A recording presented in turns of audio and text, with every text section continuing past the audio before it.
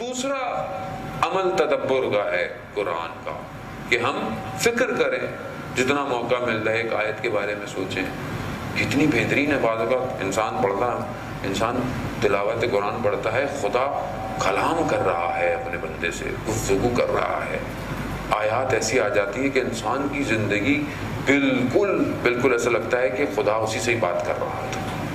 کتنی ایسی آیات آپ جب پڑھ رہے ہوتے ہیں اور آپ ترجمہ کریں تو ایسا لگتا ہے کہ آپ سے پروردگار کچھ کہنا چاہ رہا ہے، اور زندگی کے سارے مسائل، چیزوں کا حل ہمیں بہترین طریقے سے قرآن دے رہا ہے۔ جہاں اگر ظاہر آیت ہم نہیں سمجھتے تو ہم اپنے مفسرین کو، اہل بیت نے جو تفاسیر حدیث بیان کی ہیں، ہم ان کی طرف چلے جاتے ہیں۔ کتنی چیزیں ہیں جو قرآن کے اندر ہیں۔ اور ہماری کوشش تھی کہ بہرحال اگر وقت ملا تو ہمارے کچھ دوست بہت زحمت کر رہے ہیں کہ تقریباً شاید 4-5 منٹ کے اندر ہر روز ایک پارے کا خلاصہ ہے۔ 4-5 منٹ میں کوشش کروں گا کل سے اگر توفیق ہوئی تو بیان کروں، تاکہ پتہ ہو کہ پہلے پارے میں کیا ہے، دوسرے پارے میں کیا ہے، تیسرے پارے میں کیا ہے۔ یہ تھوڑا بہت ہمیں پتہ ہونا چاہیے۔ زیادہ مطلب وہ ہیری پوٹر کی کتاب جب ریلیز ہوتی ہے لوگ لائنیں لگا کے خریدتے ہیں، اور وہ صرف تخیلاتی ناول ہے، اور وہ بھی اس میں شیطان پرستی ہے ساری، اور وہ لائن سے لگے ہوئے لوگ، لائن لگتی ہے یورپ میں کتاب خریدنے کے لیے۔ ہمارے یہاں بھی بڑا پوز مارا جاتا ہے، جو ہمارے یہاں بھی کچھ فیملی ہیں نا ہیری پوٹر شیلف میں رکھتے ہیں کہ نا ہمارے بچے ہیری پوٹر پڑھتے ہیں۔ وہ ٹھیک ہے، پڑھے، بری بات ہے، اسٹوریز پڑھے، لیکن جو حقیقی کتاب ہے، احسن القصص قرآن کہہ رہا ہے کہ ہم نے بیان کی ہے، وہ ہم کتنا پڑھتے ہیں، کتنا ہم اپنے بچوں کو موٹیویٹ کر رہے ہیں، کتنا ہم بچوں کے لیے کام کر رہے ہیں، قرآنی چیزوں کو بچوں کے لیے کتنا کیا ہم نے آج تک۔ اب جب مولانا کچھ بتا دے کہ یوں کرنی چاہیے، سٹوری بنانی چاہیے، اینیمیشن بنانی چاہیے، سب آ جاتے ہیں، مولانا صاحب پھر کب بنا رہے ہیں آپ؟ سارا کام مولوی نے کرنا ہے، ہم نے کچھ نہیں کرنا، باتیں کرنی ہے، سارا کام مولانا کر لے۔ مولانا اگر کچھ لے لے، 4 پیسے لے، کھا گیا پیسے دے کر، مولانا صاحب کا کام یہ تھا پیسے۔ بھائی یہ کام پروفیشنل کا ہے، مولوی کا کام نہیں ہے یہ۔ مولانا صاحب بتا سکتے ہیں، آپ پروفیشنل کو ہائر کریں، آپ کام کرائیں، آپ بھی تو کوئی ذمہ داری لیں۔ ساری ذمہ داری ہم مولانا ہی لے لے زندگی کی؟ نہیں، انسان ہر بندے کی ذمہ داری ہے معاشرے کے اندر۔ امام وقت کو ہر بندہ چاہیے، ہر انسٹیٹیوشن کو بندہ چاہیے۔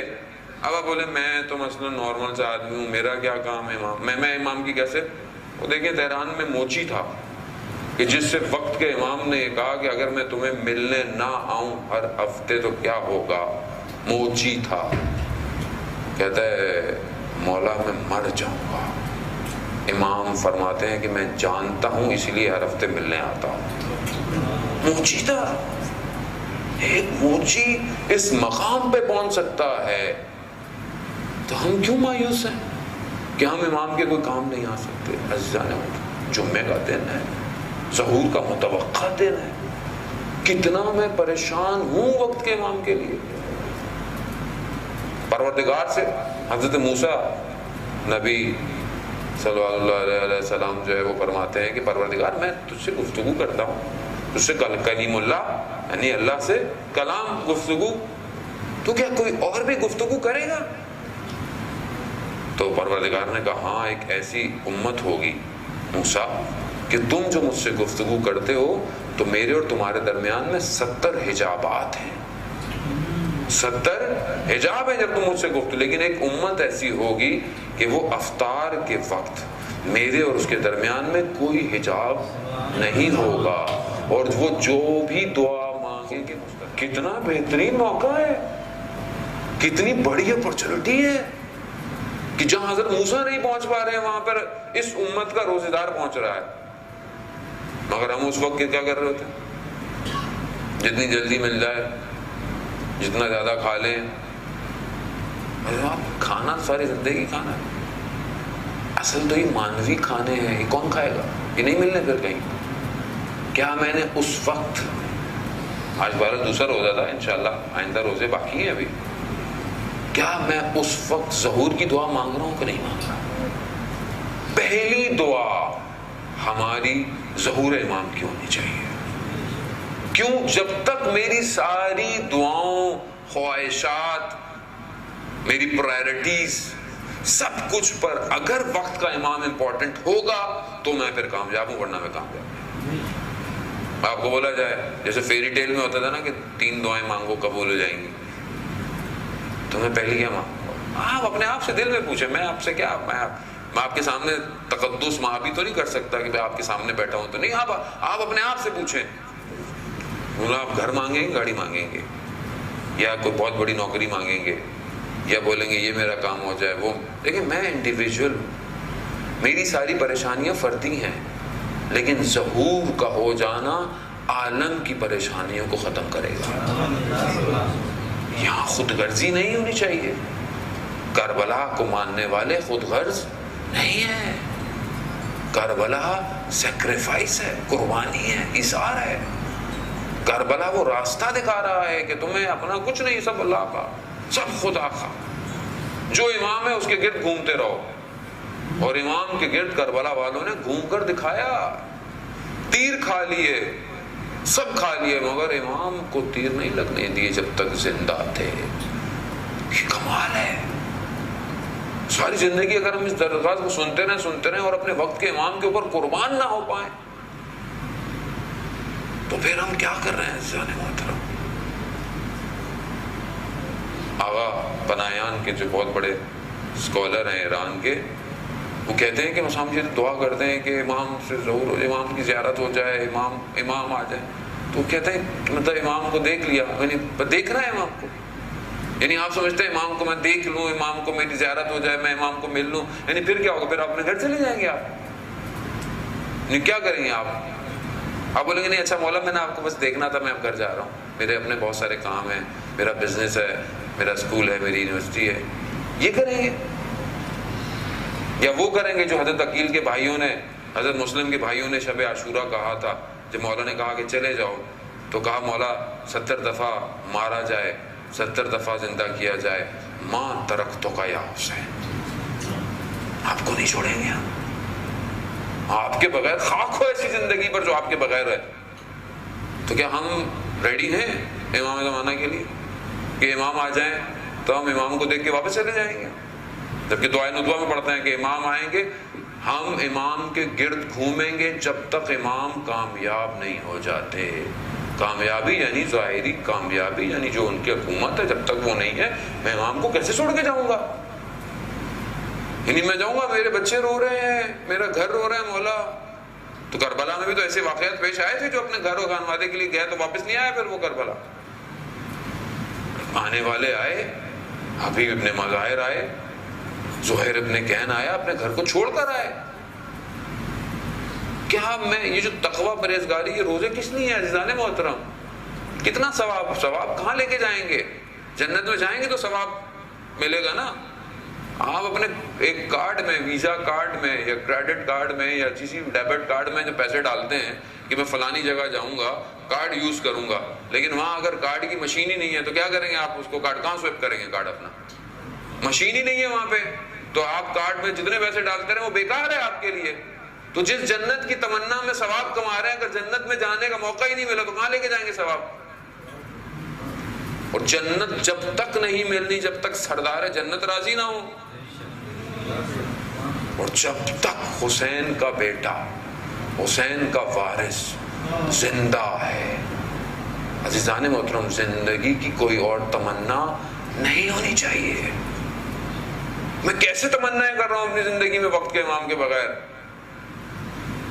متھا ترانا، میں کب دیکھوں گا آپ کو امام؟ عزیزوں نے لیا، میں پوری مخلوق کو دیکھتا ہوں مگر میں آپ کو نہیں دیکھ پا رہا۔ کتنا تڑپتا ہوں میں۔ ایک عالم دین نے واقعہ بیان کیا، یہ جو ٹرک ڈرائیور ہوتے ہیں، سامان ادھر سے ادھر لے کے جاتے ہیں، کوئی 50-60 سال پرانی بات انہوں نے بیان کی کہ خراسان مشہد سے وہ وہاں رہنے والا تھا، اور وہ کہتا میں ایک دن سامان لوڈ کر کے جا رہا تھا، اور شدید سردی تھی، برف پڑ نہیں دی تھی لیکن سردی ایسی تھی کہ انسان جم جائے۔ تو کہتا میں نکلا اور ہائی وے پر، تو اچانک سے میرا جو ٹرک تھا وہ بند ہو گیا۔ اب میں باہر نکلا اور میں خود مکینک بھی تھا، مجھے سب پتا تھا، میں نے پوری کوشش کر لی جتنا میں جہاں ہو سکتا تھا کہ یہاں مسئلہ ہوگا، یہاں مسئلہ، مگر ٹرک سٹارٹ نہیں ہوا، اور اتنی سردی تھی کہ میں اگر تھوڑی دیر باہر رہتا تو مجھے پتا تھا کہ میں مر جاؤں گا. اور جب میں نے دیکھا کہ اب غروب کے قریب ہو رہا ہے تو میں کچھ کروں، لیکن میں کیا کرتا. کہتا میں آ کر اندر بیٹھ گیا کہ کم از کم اندر پھر بھی تھوڑی سی تو گرمی ہے. لیکن مجھے سمجھ میں آ گیا کہ اگر میں نے غروب تک کچھ نہیں کیا تو آج رات کو میرا جنازہ ہے یہاں سے. اتنی سردی تھی اور مجھے دور دور تک کوئی نظر نہیں آ رہا تھا. ایسے میں کہتا ہے میرے آنکھوں کے سامنے میرے بچوں کے چہرے آنے لگے جنہیں میں خداحافظ کر کر آیا تھا، اور یہ تھا کہ اب میں ان کو نہیں دیکھوں گا.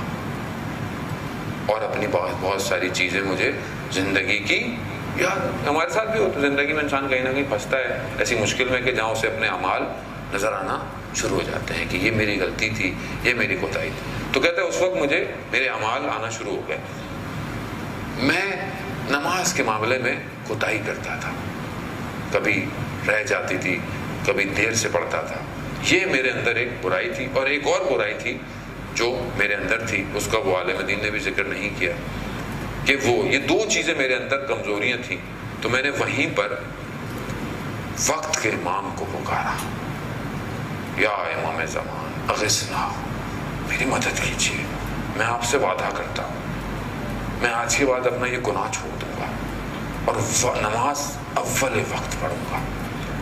کہتا ہے یہ میں نے ابھی کیا اور خدا کی بارگاہ میں بڑا گریا کیا کہ خدا مجھے معاف کر، مجھے اس چیز سے نکال. تو میں نے دیکھا کہ سامنے سے کوئی شخص آ رہا ہے جس کے ہاتھ میں پانا ہے. تو میں سمجھا کہ شاید کوئی اور ڈرائیور ہے جس کی اپنی بھی گاڑی واڑی کوئی خراب ہے. جیسے ہی آیا تو اس نے میرے شیشے کے پاس آ کر مجھے کہا کہ کیا ہو گیا. میں نے کہا کہ کہہ رہا ہے میں صحیح کرتا ہوں. کہہ رہا نہیں میں کرتا ہوں، تم سیلف کرو. کہتا ہے میں نے جیسے ہی اس نے کچھ کیا تھوڑی دیر میں نے دیکھا ٹرک سٹارٹ ہو گیا. وہ واپس آیا اور شیشے کے پاس کھڑے ہو کے کہنے لگا. تو میں نے کہا کہ بہت شکریہ، چلو میں آپ کے ساتھ چل کر آپ کی گاڑی بھی اگر مشکل ہو. کہتے نہیں میری کوئی مشکل نہیں ہے. کہا نہیں یہ کیسے ہو سکتا ہے، آپ نے میری لیے مدد کی ہے تو میں کوئی نہ کوئی تو آپ کی مدد کروں. میرے پاس کچھ پیسے ویسے جو تھے. میں نے کہا تو کہنا نہیں ہمیں کسی چیز کی ضرورت نہیں ہے، بس اس عہد پر قائم رہنا جو تم نے کیا ہے. کہہ رہا یہ میرا سننا تھا تو میرا بدن خشک ہوا اور میں اتنا بھی ادب نہ کر پایا کہ میں باہر نکلتا. لیکن جیسے ہی مجھے سمجھ میں آیا کہ میں باہر نکل کر پاؤں میں پڑ جاؤں، جب تک وہ شخص غائب ہو چکا.